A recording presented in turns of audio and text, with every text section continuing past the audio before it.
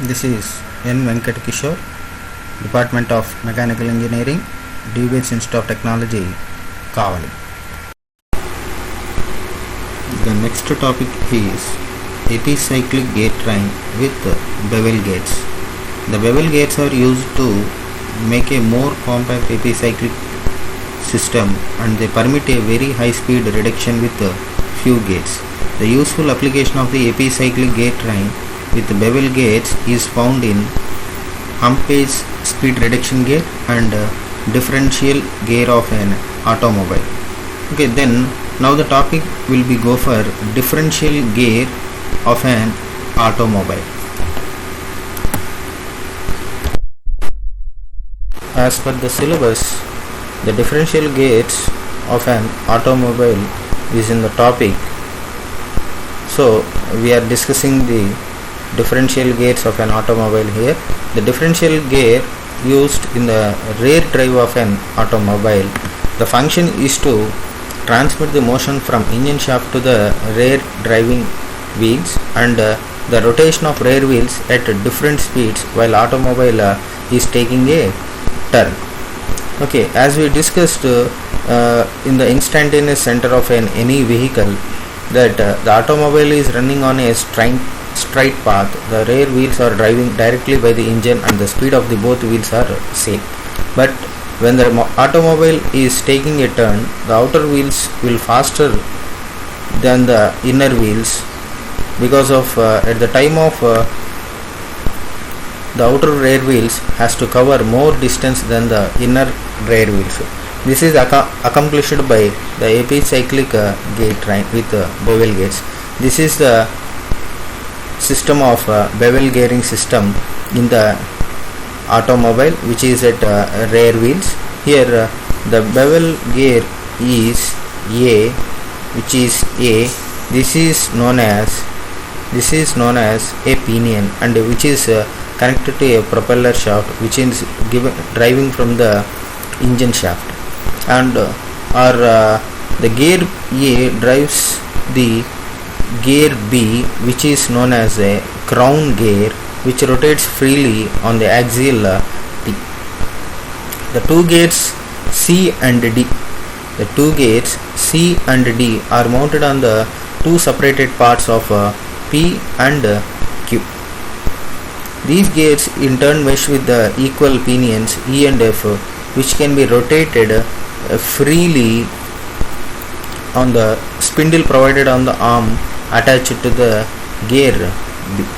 This is when the automobile runs on the straight path, the gears C and D must rotate together, and these are rotated through the spindle which is on the gear B. The gears E and F don't turn on the spindle, but when the automobile is taking a turn, the inner rear wheels should have the lesser speed than the outer wheel. So this is due to the relative speed of the inner and outer gears. Okay, the gears E and F start rotating about the spindle axis, and at the same time they revolve about the axial axis. This is the tabular method of finding the conditions of motion of the epicyclic gate train. This is the tabular column. As we discussed earlier, the solving of the problem in the gate trains by tabular method only. Okay, then the same table is also be applied here. Okay, this is the table of contents, same as we discussed in the last video. Okay, then based on that we have to solve the problems on differential gear system of epicyclic gate train.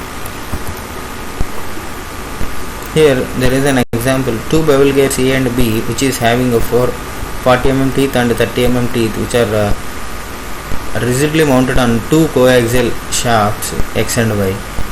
A bevel gear C having 50 teeth meshes with A and B and rotates freely on one end of the arm. At the other end of the arm is welded to a sleeve, and the sleeve is rigidly the sleeve is riding freely, loose on the axis of the shafts X and Y. The shaft arrangement,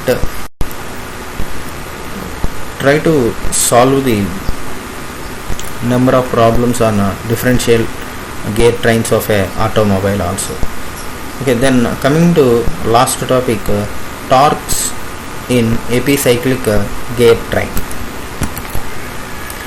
When the rotating parts of a epicyclic gear train having no angular acceleration, the gear is to be kept in equilibrium by the three externally applied torques, that is input torque on the driving member and the output torque on the driven member and holding on the fixed member.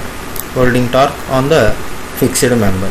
These are the three applied torques that can be gear train in equilibrium condition. This is the net torque applied at the gear train must be 0 since it is of equilibrium condition, that is called T1 plus T2 plus T3 is equals to 0. We know torque is equals to force into distance, that is force correspondingly applied on the gear and at radii R1, R2, R3. So we will go for the angular speed of the driving and the driven and the fixed members or respectively. Therefore T1 omega 1 plus T2 omega 2 plus T3 omega 3 is equals to 0, but the fixed member omega 3 is 0. Therefore T1 omega 1 plus T2 omega 2 is equals to 0. By holding these values, we are getting the formula like this. Okay, these are the formula that we have to be remember while solving the problem. Then this is the problem on finding the torque of an epicyclic gear train. This is a figure shows the epicyclic gear train. The pinion has 15 teeth and it is rigid to a fixed motor shaft. The wheel B is having 20 teeth and gear with A and also with the diameter annular fixed wheel E.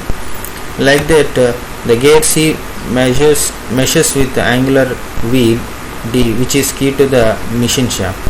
So finally we have to find it the speed and at the same time torque exerted on the machine shaft if the motor develops a torque of 100 Newton meter.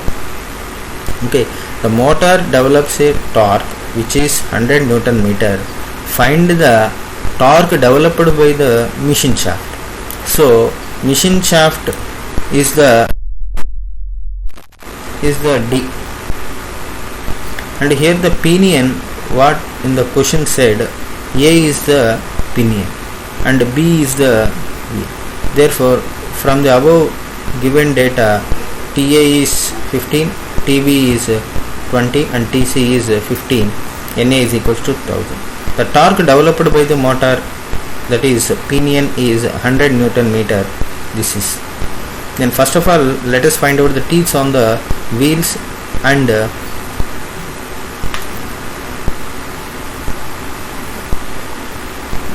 diameters of the wheels also.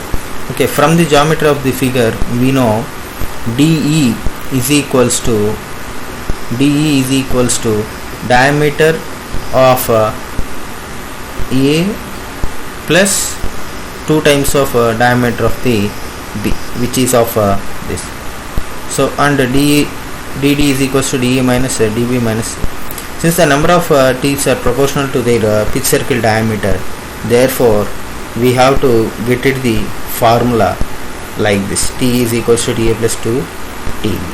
Okay, after solving the problem, for finding the torque we have to calculate the speed of the machine shaft. As in the question itself, for torque we have to be find out.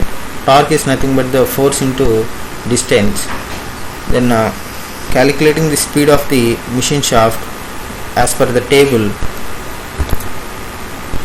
will be like this. Then this is the table. Then we have to find out the speed of the motor.